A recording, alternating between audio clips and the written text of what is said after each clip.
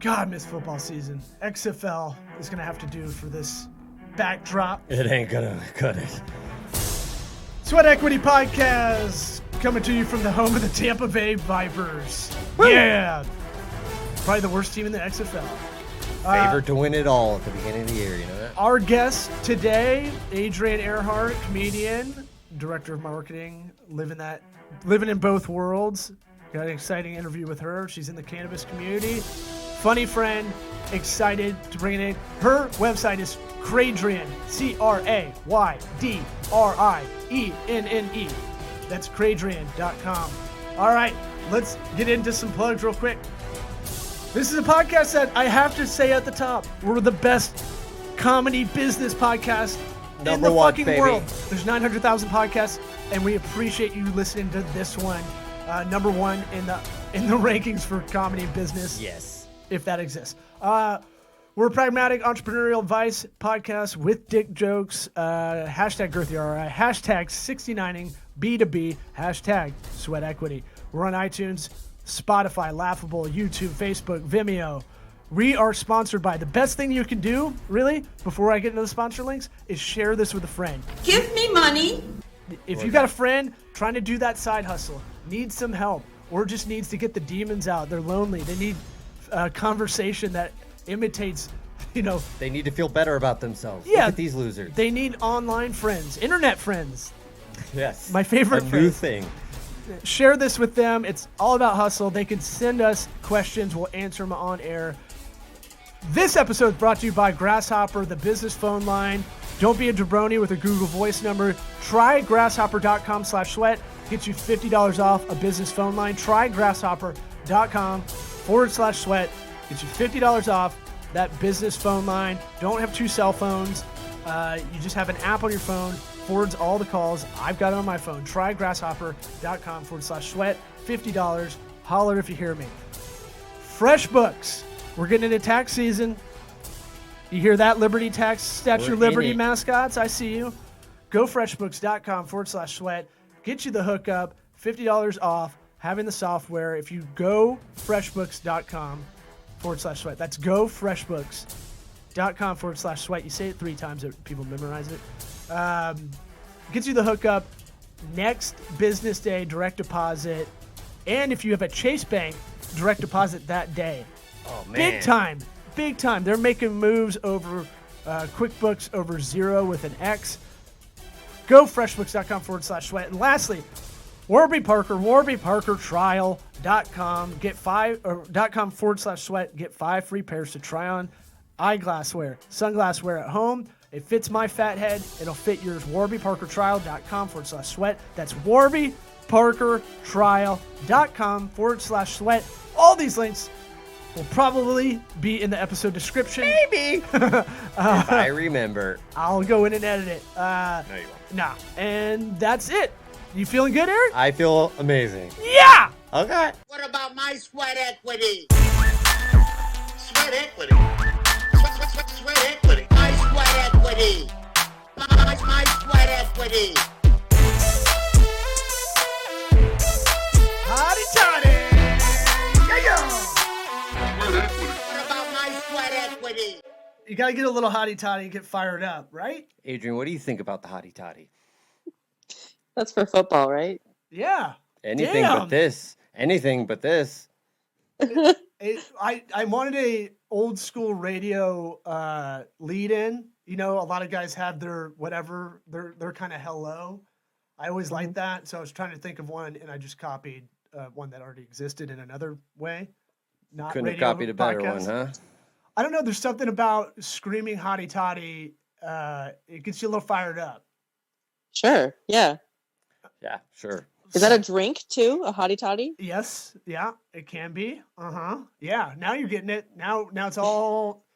It's only cool stuff, right? Don't encourage Okay. him. Yeah. Stop talking about it. Eric hates it, so he's happy when I forget to do it. Let's do professional stuff and bring you in as our guest, Adrienne Earhart, comedian, buddy of mine. We've only met, I think, in person once, I believe, but have been internet friends Jesus. What? I just like saying that. I like saying internet friends. We're internet friends. And then any girl On the World Wide Web. If I do get a girlfriend one day, call her my lady friend. That'd be very Florida.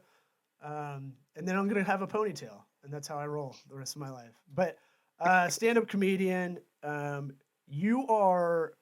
I do like the cut of your jib because you're in a similar way like I was or am. Is like you have a professional life, and you do comedy at night. There's just not a lot of stand-ups, not a lot of people I met in the stand-up world that actually have a real day job, like a real career. Not waiting tables. Yeah, something mindless or something just to get by. It seems like You don't wait tables, do you? Nope. Oh, thank God. nothing wrong with that, but I'm saying like you're entrepreneurial, but in a professional way, from what I can gather, over the years and stuff. So, what are you doing in the cannabis world? Any of that you talk about or no? You can talk. Nothing is off limits. Okay, I want to make sure. Good to know. I should have pre-interviewed, but I didn't. No, Whatever. you're good. Everything's good. So what are you doing in the cannabis community? I see a lot of stuff you're posting. Looks interesting. I'm always interested in that sector because I've said like CBD is the new CrossFit, basically of business douchiness. And I'm wondering, there's just got to be so many jabronis in that world now, and for someone like you that's probably analytical, you probably have a lot of thoughts in your head about what's going on. The jabronis was just so triggering. I feel so East Coast right now. Yeah, I've been in cannabis for a long time now, since my arrest in Florida before I left to come to LA. And right now I'm the director of marketing and operations at a shop that also has a distribution center and an event space. So there's a lot. It's like a brewery. A lot to that job. That's a good gateway drug. Well, I looked at I looked at wanting to get breweries when I had my my agency running, full steam ahead, and I really wanted breweries because I thought, okay, they have to spend a certain amount. But then I really looked at that model; they all follow the same one, and you really become an event space unless you do distributing, for beer, at least for your own beer.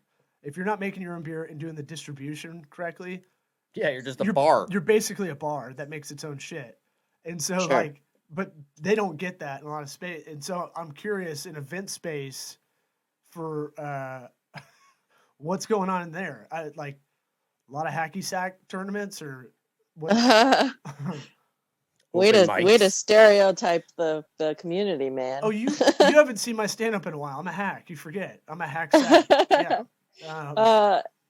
I'm the new face of cannabis. Someone like me who gets up at 6 and does yoga and works a full-time job and then has programs they go to for self-help and As she does wears cryotherapy. as she wears a robe. As we do I this. You look like you just crawled out of bed. But Yeah. I just got out of the shower I know. after a full day of doing shit. we So, know that. I'm just saying. No, we're just kidding. It just anybody that's watching this would be like, "What?" I'm successful. I agree.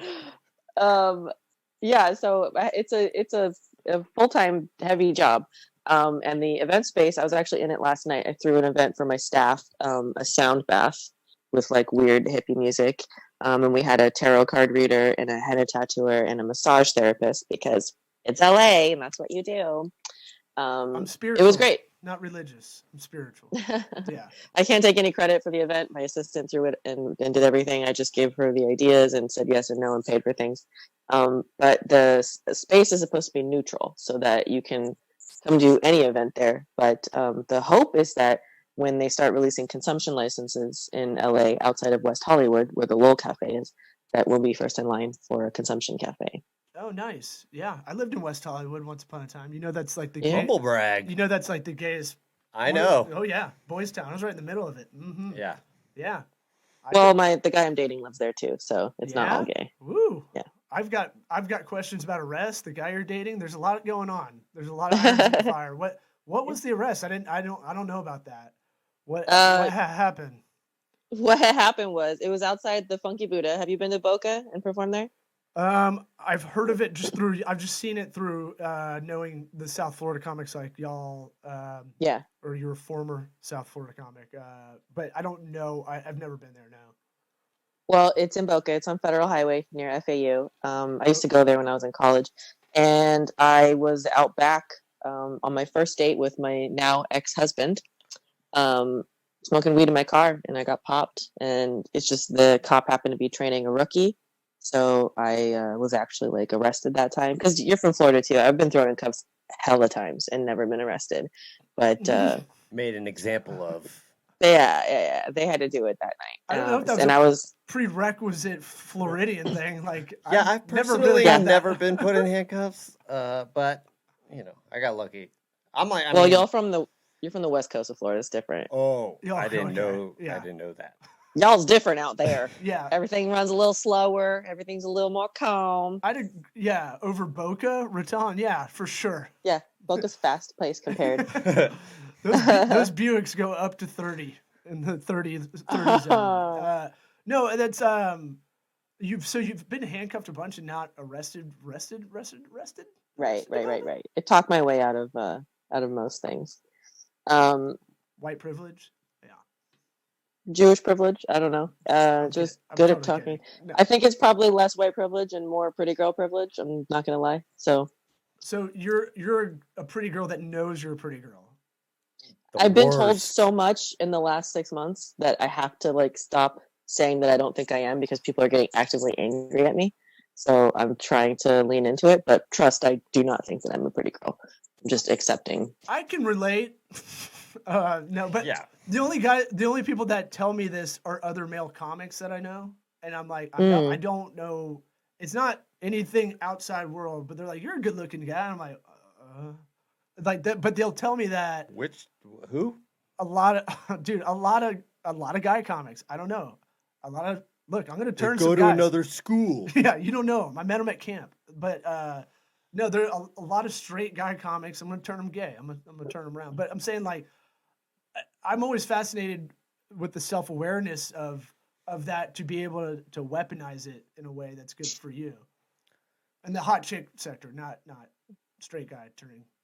Yeah, I never thought I was hot. And then during my divorce, my husband said so many horrible things to me that I really just did not believe that I was attractive. And it's taken the full 6 months and dating several people, including some comedians, for me to believe it. And like it's been in the last few weeks saying things on stage about like not feeling attractive, or like talking to conversation, and people get like very angry with me because they're like, you're a hot girl, you need to shut the fuck up right now. And then like it gives a visceral reaction. So I either just don't mention my looks, or I just accept that that's part of it. And I know that getting out of many arrests was definitely part of it. Yeah, being a hot chick is a superpower for sure. Yeah, knowing it. But having a personality and being a hot chick and not knowing you're a hot chick until whatever 6 months ago, or the last 6 months or whatever, is pretty funny to me. But that is like, that's what I think a lot of guys look for. I don't know. I'm always attracted to the female comic because they have that personality, and it's just much hotter if they're funny and can kind of charm their way out of shit. Some people like it, some people don't. I'm very damaged. I have a lot of baggage. And in my head, I'm still, the 14-year-old flat-chested, big-nosed Jewish girl who played the tuba and danced ballet. And like that's who I feel like I am inside. I think that's a lot of people still feel like they're the 14-year-old, like before puberty fully hits, sort of thing. I think that's like a theory. Oh, psychological theory of some kind. Look, if we're talking, this is a business and kind of comedy podcast of sorts, and it's like, in both those worlds, it's just a lot of people either kind of stoicism, kind of philosophy, going through that, like trying to work through that insecurity, by their work, or faking the funk and being like that performer comic that's like super clean. It does dancing on stage, and then is the fucking biggest dirtball when you talk to them. Yeah. They do church gigs, and then they're the fucking grossest people you hang out with.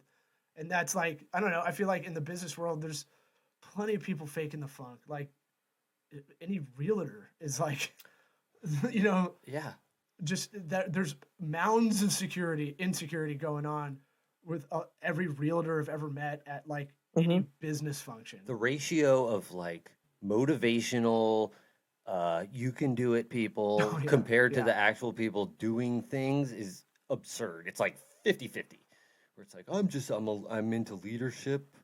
Like, what does that mean? What'd you do to get there? Right. How did you lead someone? Well, I just am into leadership. I'm a leader. Right.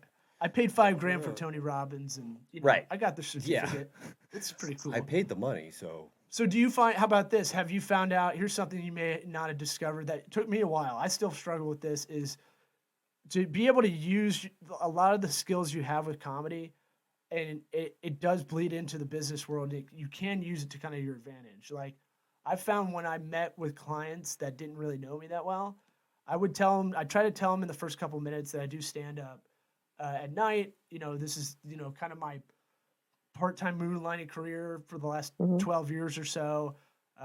Semi-professional because I feel like I don't know, calling yourself a professional comic, you should just be paying the bills with that. So there's that insecurity where I already knocked down myself telling these people. What happens though is I found that I always preface the meeting with that. I was like, because if I give a weird kind of example or metaphor, it's just kind of my way of trying to figure out how to communicate something that's a little hard. And that's kind of what stand-up is. And then what happens is instead of having to have 3 or 4 meetings with this person, we end up it's 1 or 2, right? Because they let their guard down and they want to tell you stuff because, and a lot of consulting stuff, they don't have anybody to talk to for the most part. So you're kind of doing a little therapy, but everybody they let their guard down. They know you're vulnerable. Well, no, they're open to be vulnerable. Whatever. I don't know what they think of comedians. I go, whatever your favorite comedian is, I'm not that. I'm probably not that person. That's probably not my style. I'm not as funny as them. No, I don't have that style. Whatever it is, it's usually not. They're like, I love Seinfeld. I'm like, you won't like my act. Like you don't want to see me trying to riff conversationally on stage. I don't know if you found any kind of leveraging what you've done in the stand-up world to your professional world. Any of that? For sure. I think you and I have very different experiences as a man and a woman. Okay. In the industry. I mean, comedy alone is a male-dominated industry. Yeah. Cannabis is still incredibly male-dominated, and in my professional life as a computer programmer, also very male-dominated. Yeah. So I'm constantly having to prove myself and not feel like an imposter. And I usually nowadays don't let people, especially my Lyft drivers, know that I'm a comedian because it just it ruins everything. It ruins my day. It ruins my life. I don't want to hear their suggestions for bits. Oh yeah. I'm talking. How? Jeez. Okay. No, I don't. And that's in business settings too. Like LA is a much more casual place than the East Coast. Everything runs slower. But when you're talking to somebody in a meeting and someone mentions that you're a comedian, then it's like, where can I come watch you perform? Are you really a comedian? How long have you been doing it? What kind of jokes do you do? Do you like Amy Schumer? Are you like Amy Schumer? Do you like Roseanne? And then it's just like on incessant questioning, and it changes the dynamic of the meeting. I prefer to keep that out of my professional life if I can. Yeah, I guess you have a backdrop of that, of Hollywood kind of around. So everybody's kind of tangentially like interested in that, in that world, even if they're not in it at all. That you're 3 people away from someone that does something interesting like that. So it's like, right.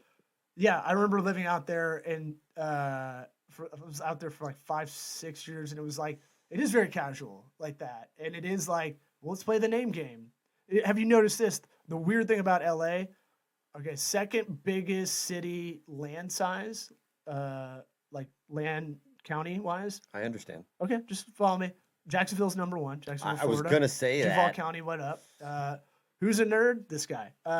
You've got like 20 million people in LA, but like a Curb Your Enthusiasm where you're like, you would never run into the same person twice just randomly in one area of LA. It's like, actually, it happens a lot because like, it's basically like Hollywood, West Hollywood, getting over to Westwood to Brentwood, Santa Monica. We get it. Palisades. Geography. Palisades, like down to. Can't do local bits, man. Can't do local bits. But I mean, like, it's just like this little area of LA where a lot of people just kind of stay in that area, and then you've got 11 million people that live in like Riverside doing meth. Like you have like that's east LA. So it's like it is one of those things where you can get in this weird bucket of people that kind of live in this like these certain parts of LA that Oh yeah, for sure. Yeah. I don't know anybody in the West Side anymore. If you move to the West Side, bye forever.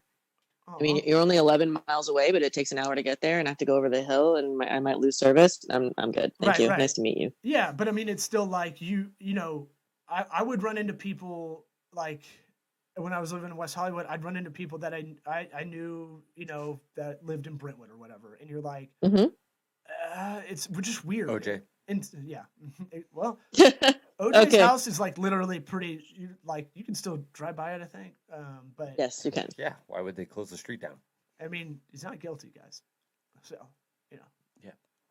I saw the documentary. His documentary.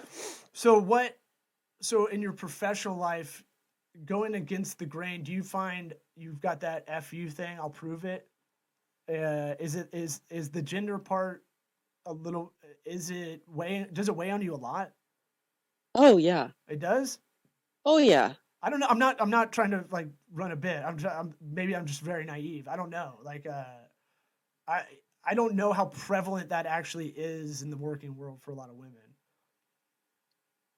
Incredibly prevalent. Okay. Incredibly prevalent. Very dramatic. Anything you can? Yeah, that was. I was like, did we lose reception? Yeah, What's she doing? like, what is happening? Did she hear us? She's gonna stab us over the If internet. you're listening to this on audio, she just gave her own close up to get dramatic. What? So, any example you want to talk about or can talk about? I mean today or like this week or yesterday, like it's daily. Really? Bruh, it's. Oh man, I'm sorry. I mean, it's better we're in very comedy, naive. especially in LA because of the Me Too movement. And I feel like a lot of comics will mention the Me Too movement right after saying something. Like a big headliner the other day, I was at the comedy store, and he saw me in the hallway, and he goes, "You look like Heather Locklear when she was young." God damn, Sam like, Tripoli. God damn it. No. It was not him, No. but the guy I'm dating opens for him. But it wasn't Sam. He's our friend of the program. He's a good buddy. It was somebody bigger than that, and I sorry, was like, Sam. even bigger than Sam. You're gonna get yelled talked to by Sam Tripoli. Hey, what'd you say about me? Yeah, that's my Sam Tripoli. I think if I said the name, he would know, and he would be like, yeah, he's bigger. Yeah. But it was like, I came to the store. My friend, my roommate, Nicole Amy Schreiber, had recorded Lights Out with David Spade. So we went to the store to go watch her there with all her friends and everything. And I was just in a hoodie, no makeup on, just chilling. And then he turns around and says that to me. He looks like Heather Locklear. And all of a sudden, I'm not a fellow comic anymore. I'm like a pretty girl amongst a bunch of men. And it just completely changed the whole dynamic. And I wasn't able to have a normal conversation about comedy or what gigs are coming up or, my roommate or anything. Then it was all just like, all the dudes were just like thinking about sex. Yeah, you get bucketed, right? Like Was it the way he said it? Or it was obviously not a compliment. Like he wasn't trying to be nice. It was a compliment. But it was a compliment. I'm just curious. Like if it so was you look like Heather a creepy Locklear way or like. Yeah, he's a guy who says stuff like that all the time. And I was like, cool, thank you so much. And he's like, where are you from? And I'm like, Florida. And he's like, are you Jewish? And I was like, I'm half Jewish. And he goes, okay, you're beautiful. And it was jarring because I've seen him I have guesses before. I'm not going to say any. Yeah, I'm not going to say the name. That's just not what you do in LA. No. But it totally changed the whole atmosphere. And it's already...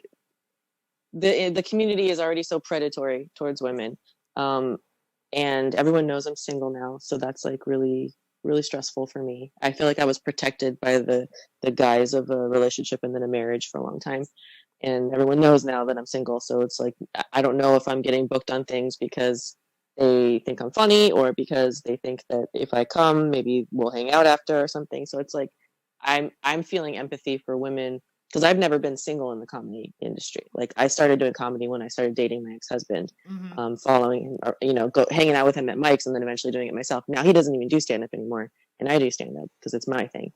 And it's a weird dynamic for me right now. So I'm a special case because the community is small and everybody hears everything very quickly, so everybody knows right now. It's So ask me again in so 6 months and it'll be different. So gossipy. Yeah, it is a bunch like It's high school. Well, we're talking about insecurity, right? That's if there's a through line for this kind of, you coming on talking about this stuff.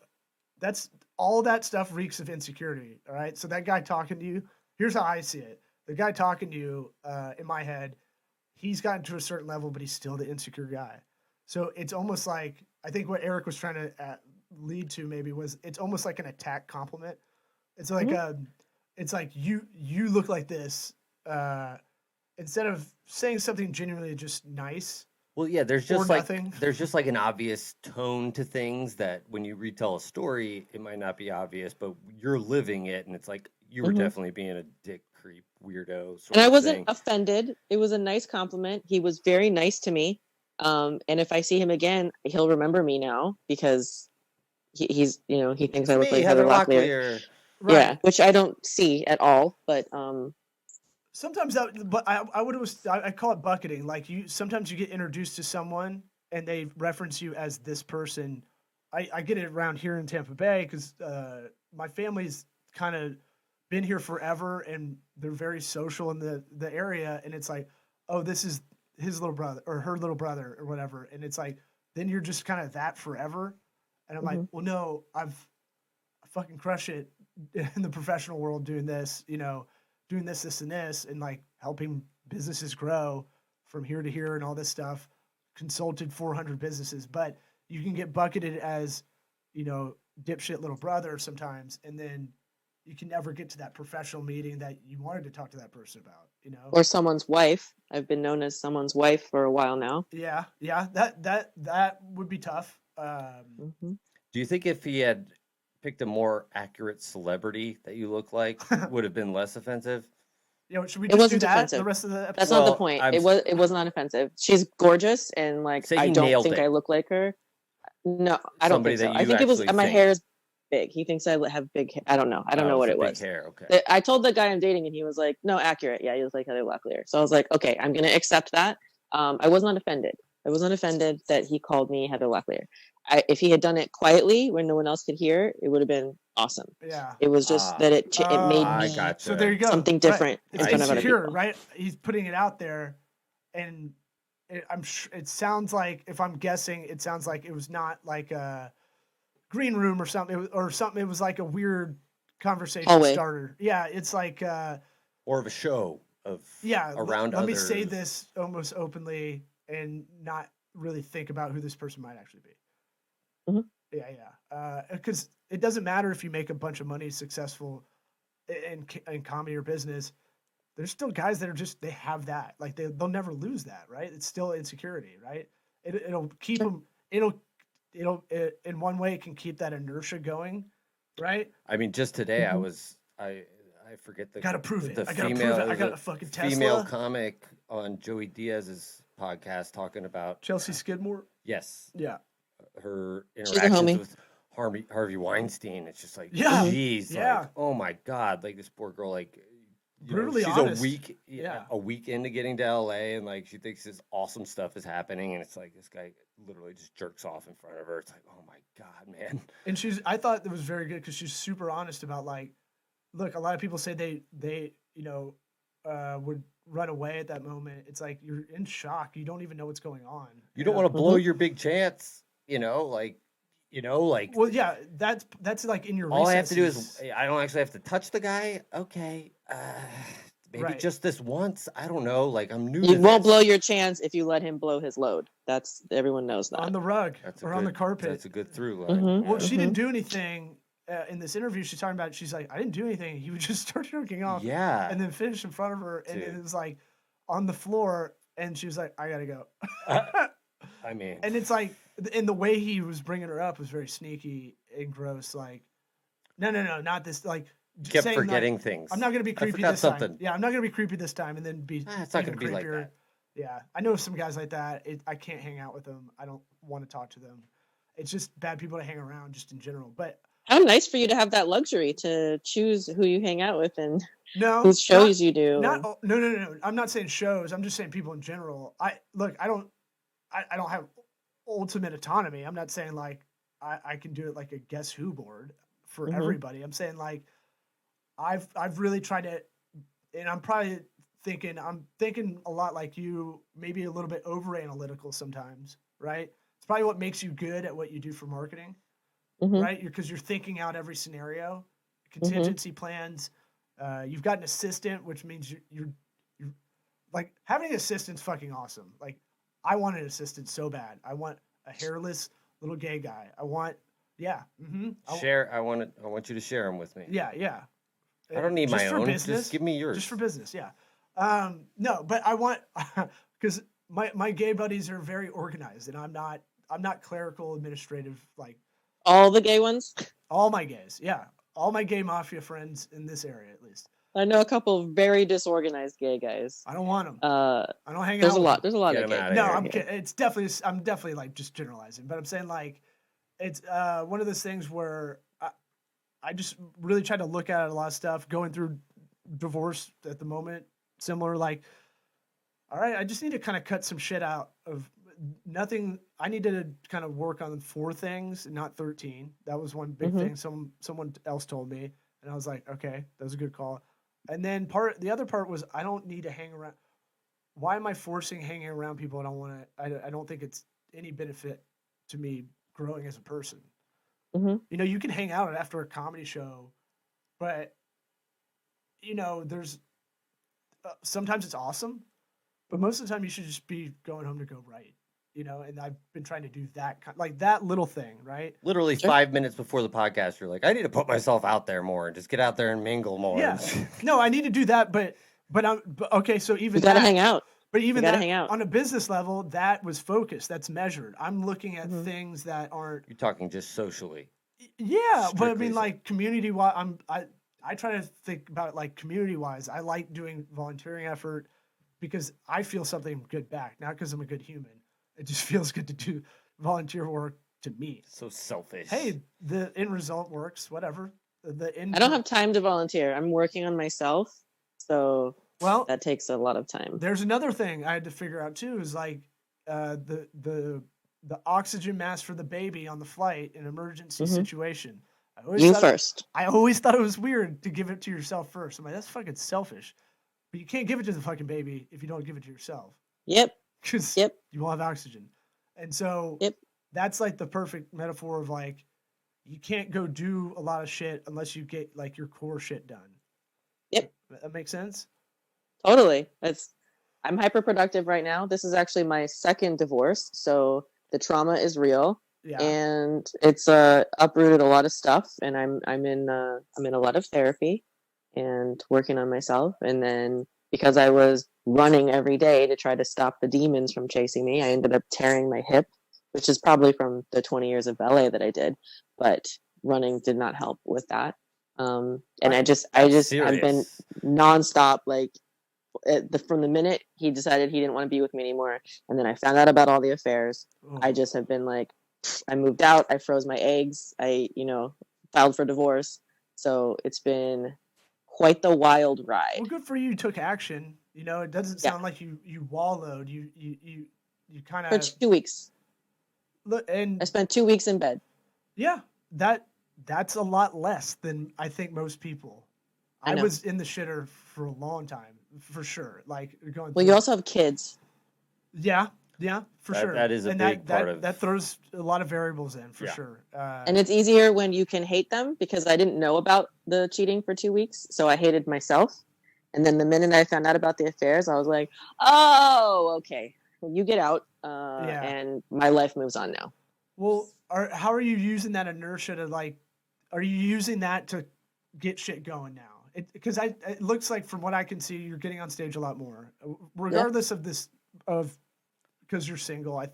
I'm betting it's because you're more driven. Spite energy is For the sure. best energy. Yeah, we talk about For sure. spite fuel. You know, use that spite as fuel, like it's an energy. I'm drink. angry, for sure. Yeah. But most of my jokes right now are about what happened to me and what's still happening to me. I've pretty much folded most of the shit I was doing before. I basically took 2 years off from when I got married from stand-up, because I was focusing on my family life and trying to be a good wife. and my cannabis career, which was doing really well. I had a cannabis talk show, so I wasn't really doing stand up. And then, like 2 weeks after the breakup, I got back up on stage, and that's how most of the comedy community found out that we were getting divorced, was from that set that night. Oh yeah, that's a fun gossip too. I still have to tell Mm. people. Yeah, ours isn't as public. But it's one of those things. It's like that's good to hear. Like I feel for you. And look, you can hit me up anytime. I know we're not BFFs, but I at least empathize with the situation. So if you want to vent, you can just remember I'm on East Coast time. You know, it's like I appreciate that. There's been so many people have reached out to me with either other traumatic events or their own divorces or their own people cheating on them, and it's overwhelming how many people reach out to me still every day. I was super depressed if I didn't have Eric and like 100 friends that I would call up and kind of talk this out with. It would have been way fucking harder. Just like one of the other 100. Yeah. Thanks. No, you're in like top 20 for sure. No, What? No, but I would see Eric every day in our office, and it was like, let me bitch for like 15 minutes, and then we'll get to going. My best friend at work, Sad dad. who's my best friend in real life, got broke up with her girlfriend like a week after me and my husband separated. So we were like going through it at the same time, leaning on each other. Yeah. And then I came out of it faster because I just put my head down and just barreled through life. And I was at work giving myself shots in the stomach for the hormones for the egg freezing, like on my lunches and stuff, like literally in the office, just like close the door for a second, shoot myself, get up. I'm feeling sick. I'm feeling bloated. I feel like shit. I'm also on antidepressants trying to get through this, and then the actual procedure happens and I have to recover from the procedure while still going to work and shit. And then I started running again pretty soon thereafter. And I'm dating the whole time. I've dated like 4 people during this interim. Yeah. And I was running myself ragged, and I've just recently, I mean, yes, I'm in love with someone now, and I've calmed down significantly. Woo! Yeah. Yeah, it's great. And we have a studio it's amazing. Here. They did the woo. It was you, wasn't it? Yeah, no, yeah. That's my thing. I'd call out a fun bit and then ruin it. No. It was like it wasn't that funny. It wasn't funny. No. Look, I know you get dad jokes. You don't have to say but you inherit dad grip, dad reflexes, but dad jokes for sure. Yeah. And you did something Eric and I have talked about this podcast a lot, is the anger run. I would have shit that would, God, I hate using this word, would trigger me. I'd read something from a text that was pissed me off. And when I listened to like that David Goggins book, which is all just like fucking run until pain doesn't matter kind of shit. He's all mind over matter as far as it's, pain of working out and shit. I really tried to apply a little bit of that and just like get up and work out. And if shit pisses you off, I would go, okay, put the shoes on and just, if you can't run, just walk for an hour, but just do it. Do it until you're not. You've only got so much energy. Yeah, do it until you're not angry. Use it on that. So I'd be like, I was looking at my runs, and they'd be like, oh, I haven't run 8 miles in, I don't know, fucking 7 years. And it was like, well, I was pretty pissed that day. So it's like, you did something that I think is actually healthy, minus, the hip part. That's just an injury that it sucks. But we're going 35 minutes, so I want to make sure we're keeping it as tight for you, because you said you had a busy day, even though you're in a kimono in bed. But I'm kidding. Claim to have had a busy day. It takes me 10 minutes to get ready. So Okay. when the next podcast gets here, I'll be ready. You have another one after this? Yeah, it's 6:30. So by 6:15, if I'm out of here, I can get ready and be ready by then, because then I have a dinner and then I have a party. Holy cow. Well, look, that's cool to hear, because you're getting out there. You're in love. You're doing stand-up. Your professional life's going well. I would say this is a good interview about how to get out of that muck, around all the insecurity circling. We'll end on this. What is the advice? If you had a time machine, you can go back, talk to a teenage, the 14-year-old flat-chested, half Jewish. Playing the tuba. You're still half Jewish, but yeah, playing the tuba. You still got those tuba skills probably, but what would you say if you could travel back in time to talk to that 14-year-old Adrian and go, here's some advice you need to follow, because I wish I knew this shit. I'd probably say to her, "You're going to be hot and funny, so ignore all the dudes right now." Yeah. Because that ruined my life. Like tying myself to a man. Every time I made a decision because of a man, it ruined my life. Yeah, being codependent on the relationship instead of being, mutually beneficial and y'all be independent people. Yeah. I'm working on that now. It's hard to get through, especially when you have a childhood of abuse and then abuse again in your adult years. It's hard, but I'm not codependent anymore, and I'm in a lot of therapy. So Good. I would tell Adrian that start sooner. Try not to be codependent sooner, and just know that you're going to be hot and funny, and then you don't have to worry about trying to make yourself those things. And if I can give pragmatic advice for anybody listening, we try to give real nerd pragmatic tips, but like, there's a lot of online therapy you can do. I did it to get into like real one-on-one therapy stuff. And now, God damn it, I can't remember the name of the fucking website, but BetterHelp. Yes. Yeah. That's the one I use to kind of like, I've never done therapy on my own. Let me check this out. It put me with a person because you fill out a form, and it actually put me with a person that's pretty good for what I needed. But not all therapists are that good. You should date a few therapists before you go. I did for sure. You go steady with I had one. a couple that didn't work out. Now I have one. She's the best. She's awesome. We had 4 marriage counselors, and the third or the fourth, I was like, this is a disciplinarian guy I need to talk to. So that became my guy. But yeah, thanks for coming on. And seriously, hit me up anytime. I don't care how weird or random it is. I appreciate that. You know how it is with comics. You just get random calls all the time anyway. But all the time. Yep. I won't send you any dick pics, I swear. And if I do, it'll be someone's like a good dick. So you wouldn't dare. I know that. No, I'd never. No, not mine. Mine. You're a gentleman.